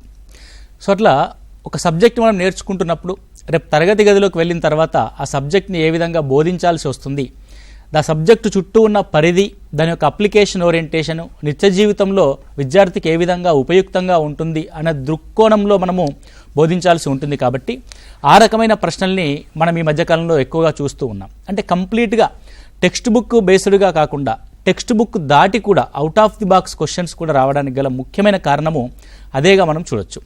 ఇకపోతే సిలబస్ పరంగా చాలామంది విద్యార్థులకి ఒకసారి మనం గమనించినట్లయితే మనం మ్యాథమెటిక్స్ సిలబస్ని ఒక్కసారి గమనిస్తే మీరు జనరల్గా మ్యాథ్స్ కూడా ఏ విధంగా చూడొచ్చు మనము అని అంటే సంఖ్యా వ్యవస్థ, నెంబర్ సిస్టమ్ అని చూడొచ్చు. నెంబర్ సిస్టంలో మనకి సంఖ్యల యొక్క పరిక్రియలు, సంఖ్యల యొక్క రకాలు, సంఖ్యలకు ఉండే గుణిజాలు, సంఖ్యలకు ఉండే భాజకాలు లేదా కారణాంకాలు, ఎల్సిఎంలు, హెచ్సిఎఫ్లు మరియు దానికి సంబంధించిన application type of questions, decimal fractions and దాంట్లో recurring decimal fractions, non recurring decimal fractions ఏ విధంగా ఉంటాయో వీటన్నిటిని కూడా మనం చూడవలసి ఉంటుంది. నెక్స్ట్ చూస్తే మనకి ఫ్రాక్షన్స్ కానీ ఆ తర్వాత అర్థమెటిక్ అంటే మనము సబ్జెక్ట్ని కనుక డివైడ్ చేసుకుంటే మ్యాథమెటిక్స్ని ఓవరాల్గా మనము శాఖలుగా విభజించుకుంటే ఇప్పుడు సైన్స్ ఎట్లయితే మనము బయాలజికల్ సైన్స్, ఫిజిక్స్, కెమిస్ట్రీ అని ఏ విధంగా అయితే డివైడ్ చేసుకొని ఉన్నామో మ్యాథమెటిక్స్ కూడా మనం అలాగే డివైడ్ చేసుకోవచ్చు. ఏ విధంగా డివైడ్ చేసుకోవచ్చు అని అంటే సంఖ్యలకు సంబంధించిన పూర్తి అవగాహనని సంఖ్యా వ్యవస్థగా, నెక్స్ట్ నిత్య జీవితంలో ఉపయోగపడే మ్యాథమెటిక్స్ని మనము అర్థమెటిక్గా అంకగణితంగా, అదేవిధంగా వివిధ జామితీయ నిర్మితులకు సంబంధించి అంశాలని దాన్ని రేఖాగణితంగా లేదంటే జామితీగా మనం చూస్తాం, జామెట్రీగా చూస్తాం. ఆ తర్వాత జామితీయ నిర్మాణాలని కొలవడానికి ఉపయోగించే శాస్త్రంగా మనము క్షేత్ర గణితాన్ని చూస్తాం. సో ఈ విధంగా మనము జామితీయ నిర్మాణము రేఖాగణితమని, దాని తర్వాత వచ్చిన దాని యొక్క అప్లికేషన్ టైప్ ఆఫ్ క్వశ్చన్స్ వాటి కొలతలకు సంబంధించింది క్షేత్రగణితంగా మనం ఇక్కడ చూడడం జరుగుద్ది. ఆ తర్వాత మోడర్న్ మ్యాథమెటికల్ కాన్సెప్ట్స్గా మనం గమనించినట్లయితే ఆల్జిబ్రా కావచ్చు, ఆ తర్వాత వచ్చిన ట్రిగోనమెట్రీ కావచ్చు, ఆ తర్వాత వచ్చిన స్టాటిస్టిక్స్ కానీ లేకపోతే పెర్మిటేషన్స్ అండ్ కాంబినేషన్స్ కానీ ప్రాబబిలిటీ కానీ ఇవన్నిటిని కూడా మనము క్షుణ్ణంగా చదవాల్సిన అవసరం అయితే ఉంటుంది. అయితే బేసికల్గా మనం టెక్స్ట్ బుక్ ఓరియంటేషన్ అనేది వెరీ వెరీ ఇంపార్టెంట్. ఈ మధ్యకాలంలో టెట్ కానీ డిఎస్సి కానీ టెక్స్ట్ బుక్ని బేస్ చేసుకొని దానికి సంబంధించిన అప్లికేషన్ టైప్ ఆఫ్ క్వశ్చన్స్ని ఎక్కువగా అడగడానికి ఎక్కువ స్కోప్ ఉంది. కాబట్టి టెట్లో కానీ డిఎస్సిలో కానీ మీరు విజయం సాధించాలంటే ముఖ్యంగా మీరు 1-2 సార్లు టెక్స్ట్ బుక్స్ని తరువుగా స్టడీ చేయాల్సిన అవసరం అయితే ఉంటుంది. సో ఇందులో మీరు చూడవలసింది ఏంటి అంటే టెట్ పేపర్ 1కి సంబంధించి అంటే ఎవరైతే ఎస్జిటికి సంబంధించి ప్రిపేర్ అవుతూ ఉంటారో వారికి సంబంధించి పేపర్ 1 అనేది నిర్వహిస్తారు. దీనికి సంబంధించి మనం మ్యాథమెటిక్స్ని 1 నుంచి 5వ తరగతి వరకు మ్యాథమెటిక్స్ కంప్లీట్గా టెక్స్ట్ బుక్ ఓరియంటేషన్లో చదవవలసి ఉంటుంది. కానీ సిలబస్లో మనకి ఒక చిన్న మెలిక పెట్టడం జరిగింది. ఏంటిదనంటే 1 నుంచి 5వ తరగతి వరకు టెక్స్ట్ బుక్ చదవాలి. దాన్ని ఏ స్థాయి వరకు మేము ప్రశ్నలు అందిస్తాము అని అంటే 10వ తరగతి స్థాయి వరకు మేము ప్రశ్నల్ని అందిస్తాము అని చెప్పడం జరిగింది. అంటే దాని యొక్క అర్థం ఏంటి అని అంటే ఏదైతే లింకేజ్ టాపిక్స్ ఉంటాయో, ఫర్ ఎగ్జాంపుల్ నెంబర్ సిస్టమ్ అనే టాపిక్ ఉందనుకోండి. నెంబర్ సిస్టమ్ అనే టాపిక్ మనకి చిన్న తరగతుల్లో 1 నుంచి 5వ తరగతుల్లో సంఖ్యలతో ఆడుకుందాము, లేకపోతే సంఖ్యల గురించి తెలుసుకుందాము అనే అంశాల నుంచి దాని తర్వాత న్యాచురల్ నెంబర్స్ అని, పూర్ణాంకాలని, పూర్ణ సంఖ్యలని, అకరణీయ సంఖ్యలని, కరణీయ సంఖ్యలని, వాస్తవ సంఖ్యలని ఇలా 10వ తరగతి వరకు అది కొనసాగించబడుతుంది. కాబట్టి మీరు 5వ తరగతి వరకే చదువుకుంటాను నేను, నాకు ఇంతకంటే అవసరం లేదు అని మీరు కూర్చుంటే మాత్రం ఖచ్చితంగా పరీక్ష హాల్లో ఇబ్బంది పడాల్సిన పరిస్థితి ఉంటుంది. ఇలా ఏదైతే ఒక టాపిక్ 5th క్లాస్ లోపు లేదంటే మ్యాక్సిమం 6th క్లాస్ వరకు ఏదైతే టాపిక్ స్టార్ట్ అయి ఉంటుందో దాన్ని మీరు 10th క్లాస్ వరకు లింకేజ్ చేసుకొని చదువుకోండి. మీరు సిలబస్ని గమనిస్తే కూడా అందులో ఇవ్వబడిన అంశాలు కూడా అదే విధంగా ఉన్నాయి. నెంబర్ సిస్టమ్ అని ఇస్తే నెంబర్ సిస్టానికి సంబంధించి 1వ తరగతి నుంచి 10వ తరగతి వరకు అన్ని టాపిక్స్ కూడా మనకి నోటిఫికేషన్లో అంటే సిలబస్లో క్షుణ్ణంగా అందించడం జరిగింది. అదేవిధంగా అర్థమెటిక్ సంబంధించి చూస్తే అర్థమెటిక్ అంకగణితంలో కూడా అదే విధంగా ఉంటుంది. మనకి రాసుల మధ్య పోలిక, వివిధ రాసుల్ని పోల్చడము అనే దాని నుంచి మొదలై దాని నుంచి శాతముల యొక్క అనువర్తనాలు అని చెప్పేసి మనకు ప్రారంభమవుతుంది పెద్ద తరగతి అంటే 8వ తరగతి 7వ తరగతిలో. అంటే 7th and 8th క్లాస్లో ఉన్న percentages and applications of percentages అనే టాపిక్స్ పై నుంచి మనకు అంకగణితం అనేది రావడం జరుగుతుంది. ఈ అంకగణితం అర్థమెటిక్ ఇది మ్యాథమెటిక్స్ విద్యార్థులైనా సరే, నాన్ మ్యాథ్స్ విద్యార్థులైనా సరే అందరినీ ఇబ్బంది పెట్టే టాపిక్ ఏంటంటే ఈ అర్థమెటిక్ అనే టాపిక్. సో దీన్ని కొంచెం అనలిటికల్ వేలో నిత్య జీవితంలో దాన్ని ఉపయోగించుకునే ఉద్దేశంతో మనం నేర్చుకోవాలి తప్ప సబ్జెక్ట్ని ఫార్ములాస్ బేస్డ్గా నేర్చుకుంటానంటే మాత్రం కాస్త ఇబ్బంది పడాల్సి వస్తుంది. కాబట్టి ఎగ్జామినేషన్లో సక్సెస్ఫుల్గా ఆన్సర్ చేయాలంటే అర్థమెటిక్ని కొంచెం అనలిటికల్ వేలో అప్లికేషన్ ఓరియంటేషన్లో చూడాల్సి ఉంటుంది. సో ఇందులో మీరు పర్సంటేజెస్ కావచ్చు, దాని అప్లికేషన్ సంబంధించి ప్రాఫిట్ అండ్ లాస్, డిస్కౌంట్స్, ఈ మధ్యకాలంలో మనకి కొత్తగా వచ్చిన జిఎస్టీ యాడెడ్ సర్వీసెస్ సంబంధించిన క్వశ్చన్స్ అడుగుతూ ఉన్నాడు. సింపుల్ ఇంట్రెస్ట్, కాంపౌండ్ ఇంట్రెస్ట్ సంబంధించిన ప్రశ్నలు అడుగుతూ ఉన్నాడు. అదేవిధంగా మనం పర్సంటేజెస్ని కనుక మార్చుకుంటే రేషియో ప్రపోర్షన్స్గా మారిపోతుంది. రేషియో ప్రపోర్షన్కి వచ్చేసరికి మనకి ప్రాఫిట్ అండ్ లాస్ అంటే పార్ట్నర్షిప్కి సంబంధించి క్వశ్చన్స్ అడుగుతూ ఉన్నాడు.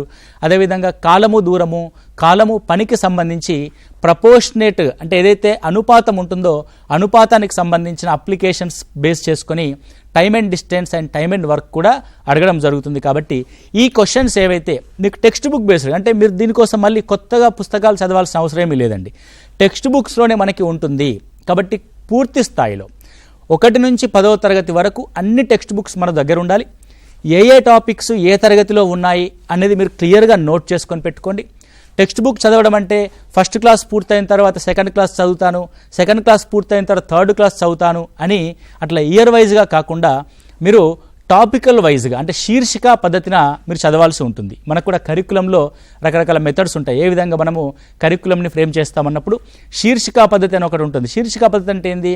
ఒక విద్యార్థికి ఆ అంశానికి సంబంధించి పూర్తి స్థాయి జ్ఞానాన్ని ఒకేసారి నేర్పించడం. కాబట్టి మనం కాంపిటేటివ్ ఎగ్జామ్స్లో సక్సెస్ అవ్వాలంటే మనం అప్రోచ్ ఏ విధంగా ఉండాలంటే శీర్షిక పద్ధతిలో మన యొక్క సిలబస్ని ఫ్రేమ్ చేసుకోవాలి. ఇప్పుడు మేము చెప్పాము అంకగణితం అని టాపిక్ మనం మొదలు పెట్టామనుకోండి, అది 4th క్లాస్లో ఏ విధంగా ఉంది, 5th ఎక్కడుంది, 6th ఎక్కడుంది, 7th ఏ చాప్టర్లో ఉంది, 8th 9th 10th అసలు ఉందా లేదా అని ఒకసారి చెక్ చేసుకొని వాటికి సంబంధించిన క్వశ్చన్స్ కాన్సెప్ట్స్ అన్నీ ఒక చోటనే ఫ్రేమ్ చేసుకొని మీరు ప్రిపరేషన్ని కొనసాగించుకోవాలి.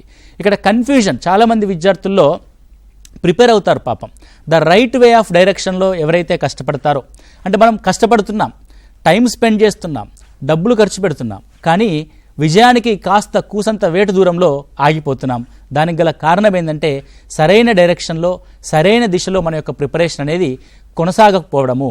అంటే ఒక 100% మనం అక్యురేట్గా మనం సిలబస్ని ఫాలో అవుతూ 100% అక్యురేట్గా మన టెక్స్ట్ బుక్స్ ఫాలో అయ్యి ఈ విధంగా అంటే శీర్షిక పద్ధతిలో 1 నుంచి 10వ తరగతి వరకు ఉన్న పాఠ్యాంశాలన్నింటినీ ఒక శీర్షిక కిందికి తెచ్చుకొని మనం నోట్స్ ప్రిపరేషన్ కానీ మన యొక్క ప్రిపరేషన్ని కానీ కొనసాగించినట్లయితే ఖచ్చితంగా 100% మనం సక్సెస్ అవ్వడానికి ఆస్కారం ఉంటుంది. అయితే ఇంకొక టాపిక్ కింద చూసుకున్నట్లయితే దానికి జామెట్రీ అంటాం, రేఖాగణితం. రేఖాగణితం అనేది డాట్ చుక్క నుంచి మొదలవుతుంది, అంటే బిందువు అని అంటాం మనం. బిందువు నుంచి మొదలై వృత్తం దగ్గర ముగుస్తుంది. అంటే ఒక బిందువు ఏ విధంగా ఉంటుంది, బిందువుకు ఉండే లక్షణాలు ఏంటి, రేఖలు అంటే ఏంటి, సరళ రేఖ అంటే ఏంటి, రేఖాఖండం అంటే ఏంటి, కిరణం అంటే ఏంటి, కిరణాల ఆధారంగా కోణాలు ఏ విధంగా ఏర్పడుతున్నాయి, కోణాల్లో రకాలు ఏ విధంగా ఉన్నాయి, సో కోణాలకు సంబంధించిన అప్లికేషన్స్ ఏ విధంగా ఉన్నాయి, వివిధ రేఖా కిరణాలు రేఖా ఖండాల చేత ఎలాంటి బహుభుజులు ఏర్పడుతున్నాయి, అందులో త్రిభుజాలకు సంబంధించిన ప్రాపర్టీస్ ఏ విధంగా ఉన్నాయి, బహుభుజుల్లో చతుర్భుజాలకు సంబంధించిన ప్రాపర్టీస్ ఏ విధంగా ఉన్నాయి, ఆ తర్వాత వృత్తాల్లో ఉన్న వివిధ అంశాలు వాటికి సంబంధించిన లక్షణాలు ఏ విధంగా ఉన్నాయి అన్న ఆస్పెక్ట్స్ పైన ఎక్కువ క్వశ్చన్స్ అడుగుతూ ఉన్నాడు. ఇక్కడ మీరు జామెట్రీకి సంబంధించి గమనించినట్లయితే ప్రాబ్లమ్స్ జోలికి వెళ్ళట్లేదు గత ప్రశ్నపత్రం మనం గమనించినట్లయితే. సో వేటిపైన క్వశ్చన్స్ ఎక్కువగా అడుగుతానంటే కాన్సెప్ట్ ఓరియంటేషన్లో ఎక్కువ క్వశ్చన్స్ అడుగుతూ ఉన్నాడు. సో క్రింది వాటిలో ఏ బహుభుజుల్లో కర్ణాలు లంబ సమద్విఖండనం చేసుకుంటున్నాయి అంటాడు. అంటే మనం వాటిని గుర్తించాలి. చతురస్రంలో చేసుకుంటున్నాయా, రాంబస్లో చేసుకుంటున్నాయా, దీర్ఘచతురస్రంలో చేసుకుంటున్నాయా, సమాంతర చతుర్భుజంలో చేసుకుంటున్నా 4 ఆప్షన్స్ ఇస్తాడు. మళ్ళీ దాని కింద first option A and B, second option C and D, ABC, ABCD. అంటే చూడండి మనం క్వశ్చన్ని డిఫరెంట్ లేయర్స్లో క్వశ్చన్ అడుగుతున్నాడు. అంటే ప్రశ్నలో ఒక లేయర్ ఉంటుంది, దాని కింద స్టేట్మెంట్స్లో ఒక లేయర్ ఉంటుంది, ఆప్షన్స్లో ఇంకొక లేయర్ ఉంటుంది. అంటే 3 లేయర్స్లో మనము క్వశ్చన్స్ని అనాలిసిస్ చేయాల్సిన అవసరం ఉంటుంది. దానికోసం మనకి ఏం కావాలంటే విస్తృతమైన అవగాహన మనకు సబ్జెక్ట్ పైన ఉండాలి. సో మీకు ఎక్కువగా అంటే అర్థమెటిక్లో ఏ విధంగా అయితే ఇబ్బంది పడుతూ ఉన్నారో చాలామంది అభ్యర్థులు జామెట్రీ అండ్ మెన్సురేషన్లో కూడా అదే రకమైన ఇబ్బంది పడుతూ ఉన్నారు. అంటే ఎందుకు అని అంటే ఈ జామెట్రీ అనగానే ఎక్కువ మంది సిద్ధాంతాలపైన లేకపోతే సిద్ధాంతాల యొక్క ప్రూఫ్స్ పైన ఎక్కువగా డిపెండ్ అవుతూ ఉంటారు. వాటిపైన ఎక్కువ డిపెండ్ అవ్వకండి. అసలు జామితి అని అంటే అర్థం ఒక నిర్మాణానికి సంబంధించిన లక్షణాలని తెలుసుకోవడం. అంటే ఒక సబ్జెక్టుకు సంబంధించిన అంశాన్ని దాని యొక్క బేసిక్ లైన్ ఏం చెప్తుందో దాన్ని దృష్టిలో పెట్టుకొని మనం అవగాహన పెంచుకోవాలి. అంటే ఏం చెప్తున్నాం మనం జామితి అని అంటే ఒక జామితీయ నిర్మాణం యొక్క లక్షణాలని వివరించే శాస్త్రాన్ని మనం జామితి లేదా రేఖాగణితం అని అంటాం. కాబట్టి నువ్వేం తెలుసుకోవాలి అప్పుడు ఒక త్రిభుజం అంటే ఏంటి, త్రిభుజంలో ఉండే లక్షణాలు ఏంటి, సమబాహు త్రిభుజంలో ఉండే లక్షణాలు ఏంటి, సమద్విబాహు త్రిభుజంలో ఉండే లక్షణాలు ఏంటి, లంబకోణ త్రిభుజంలో ఉండే లక్షణాలు ఏంటి తెలుసుకొని గో ఆన్. నెక్స్ట్ వన్ చతుర్భుజాల్లోకి వస్తావు. చతుర్భుజాలు ఏ విధంగా డిఫరెంట్ మాడ్యూల్స్లోకి మనకు మారుతూ ఉన్నాయి.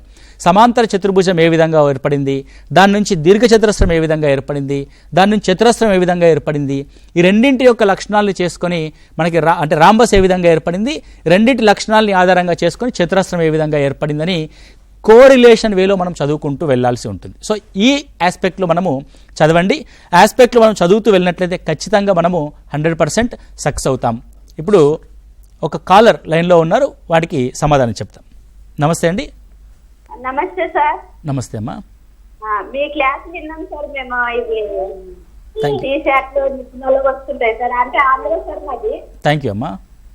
ఇది మ్యాథ్స్ సేమ్ ఉంటుంది సార్, అర్థమెటిక్ అది విన్నాము. మ్యాథమెటిక్స్ ఎక్కడికి పోయినా మ్యాథమెటిక్స్ ఒకే రకంగా ఉంటుందమ్మా. మ్యాథమెటిక్స్కు ఉన్న ఒకే ఒక స్వభావం ఏంటంటే మారదగింది, నిత్య సత్యమైంది. అది ఎక్కడికి పోయినా ఇట్స్ ఏ యూనివర్సల్ ట్రూత్. ఆంధ్రప్రదేశ్లో కూడా అదే విధంగా ఉంది, తెలంగాణలో కూడా అదే విధంగా ఉంది. ఎక్కడికి పోయినా ఖండాంతరాలు దాటినా కూడా మ్యాథమెటిక్స్ అదే విధంగా ఉంటుంది. మనం ఆంధ్రప్రదేశ్ అండ్ తెలంగాణ రెండు చూసినప్పుడు కూడా సిలబస్ రెండు రకాలుగా ఒకే రకంగా ఉంది, పెద్ద వేరియేషన్ ఏమి లేదండి. మిగతా వాటిలో వేరియేషన్ ఉన్నప్పటికీ ఎక్కడికి వెళ్ళినా సరే మనకి సిబిఎస్ఈ కానీ ఎన్సీఆర్టీ కానీ అండ్ స్టేట్ సిలబస్లు కూడా ఒకే రకంగా ఉన్నట్టుగా మనం గమనిస్తున్నాం. 99% ఒకే రకంగా ఉన్నాయి. అదే సార్, మేము చూస్తుంటాం మీ క్లాస్ రోజు. ఇది ఎస్ఎస్సి వాళ్ళకు కూడా చెప్తుంటారు కదా సార్. అవునమ్మా, థ్యాంక్ యూ అమ్మా. ఓకే, థ్యాంక్ యూ అండి. ఓకే, నెక్స్ట్ మనం గమనించినట్లయితే మెజర్మెంట్స్ని మనం మెన్సురేషన్గా మనం చూస్తాం. మెజర్మెంట్స్ అంటే ఏంది?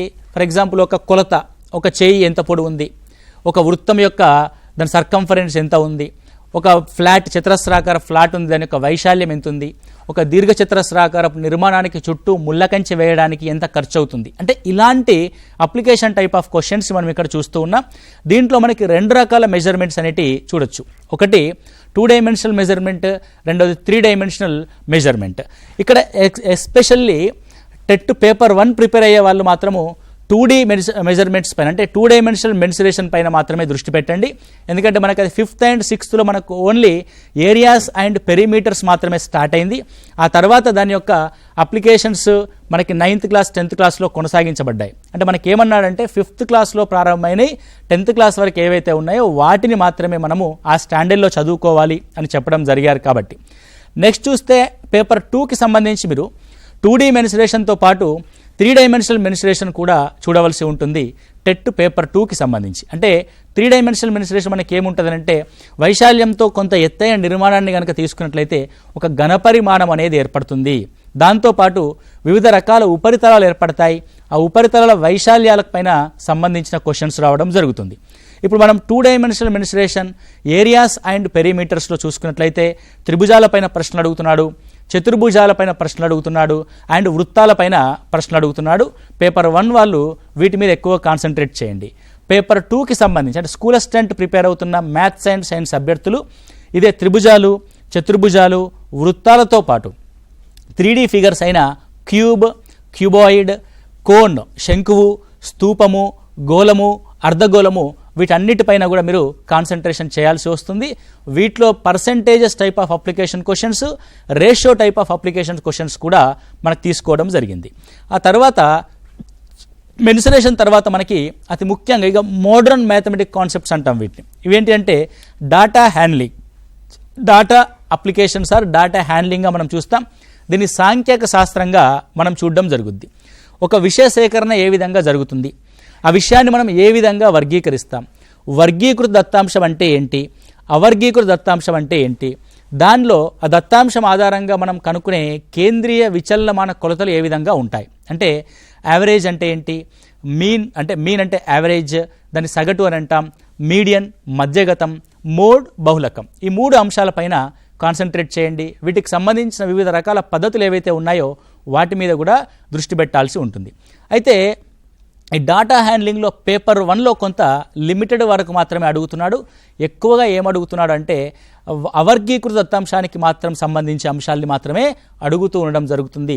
అంటే యావరేజ్ ఒక 10 అంశాలని వరుసగా పేర్చి వాటి యొక్క సగటు అడుగుతున్నాడు, 10 అంశాలని వరుసగా జాబితా రూపంలో రాసి మధ్యగతం అడుగుతున్నాడు, అదే 10 అంశాలని వరుసగా జాబితా రూపంలో రాసి బహుళకం అడుగుతున్నాడు.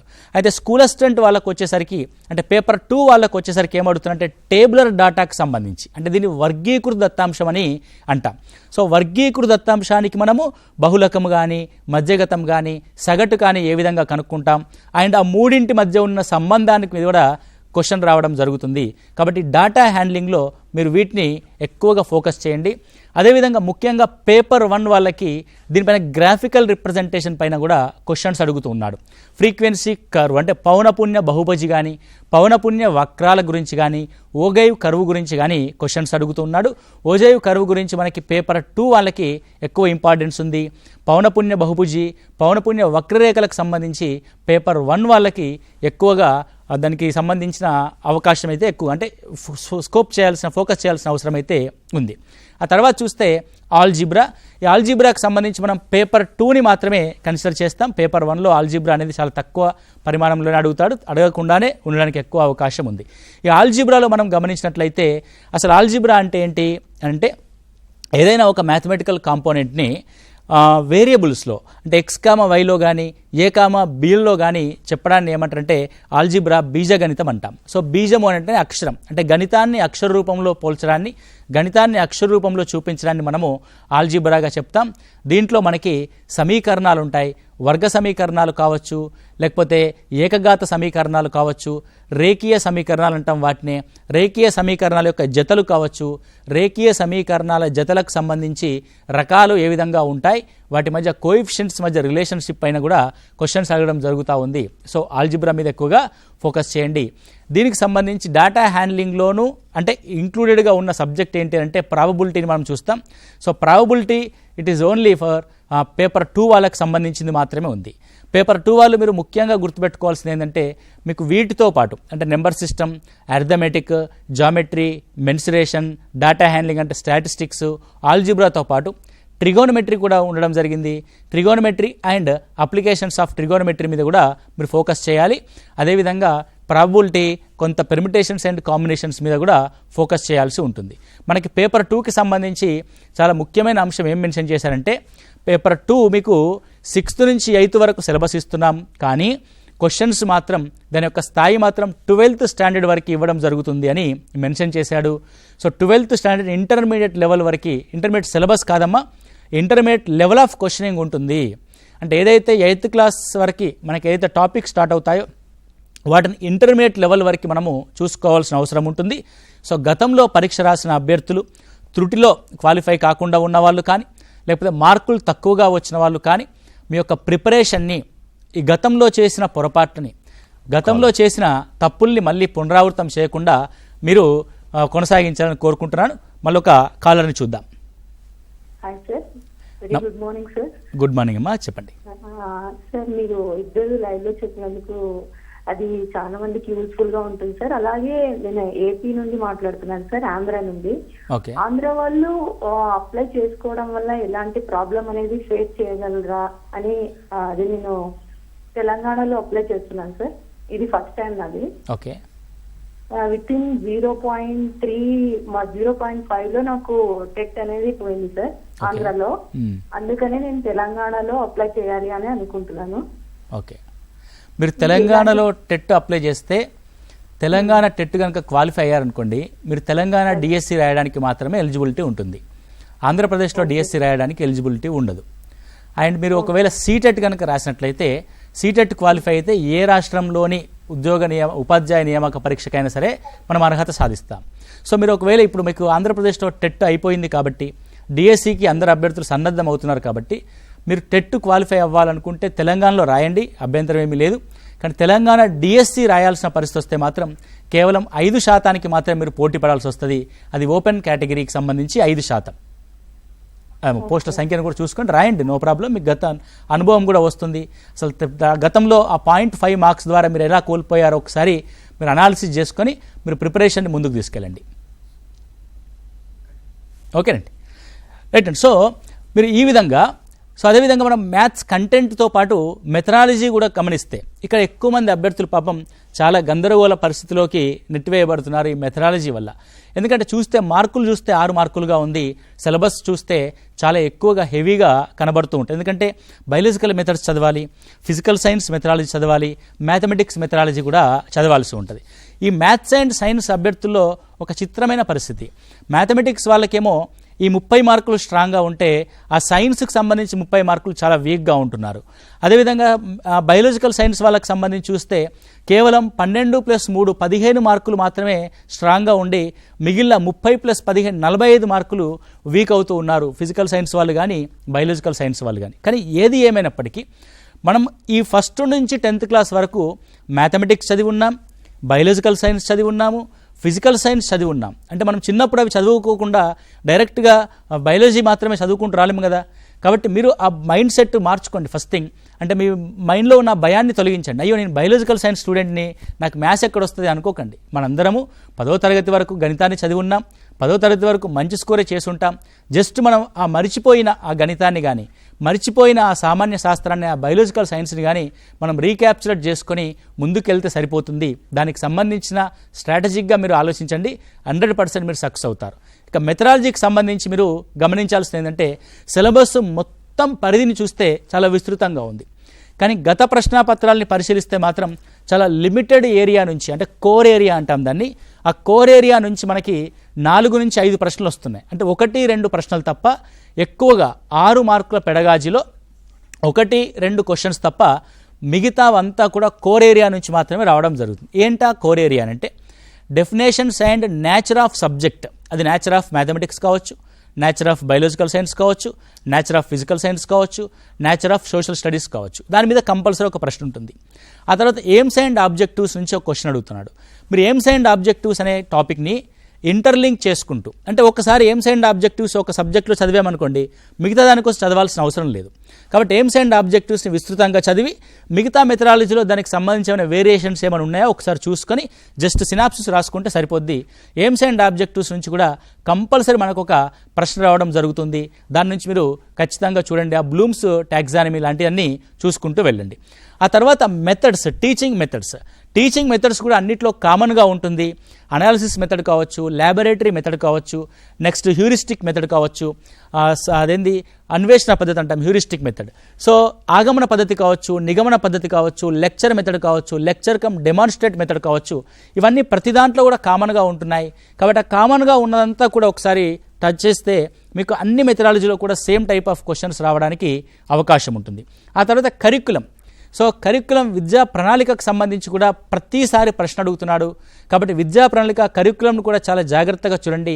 ద కరిక్యులం ఫ్రేమ్వర్క్ కూడా ఈ రీసెంట్గా వచ్చిన కరిక్యులం ఫ్రేమ్వర్క్ గురించి, మ్యాథమెటిక్స్ ఏం చెప్తుంది, సైన్స్ గురించి ఏం చెప్తుందో కూడా ఒకసారి చూసుకోండి. ఆ తర్వాత ఎవాల్యుయేషన్ సంబంధించి కూడా మనకి క్వశ్చన్ అడుగుతూ ఉన్నాడు.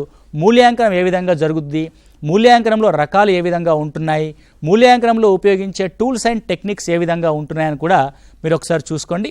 కాలర్ అందుబాటులో ఉన్నారు. హలో, నమస్తే అండి. నమస్తే అండి. హలో అండి. Good afternoon sir. Good afternoon sir, నేను తెలంగాణలో డిగ్రీ వరకు చదువుకున్నాను సార్, ఎడ్యుకేషన్ అంతా. ఓకే. అయితే మాది ప్రాపర్ వచ్చి ఆంధ్ర సార్. ఇప్పుడు ఆంధ్రాకి వచ్చేసాం మేము. ఓకే.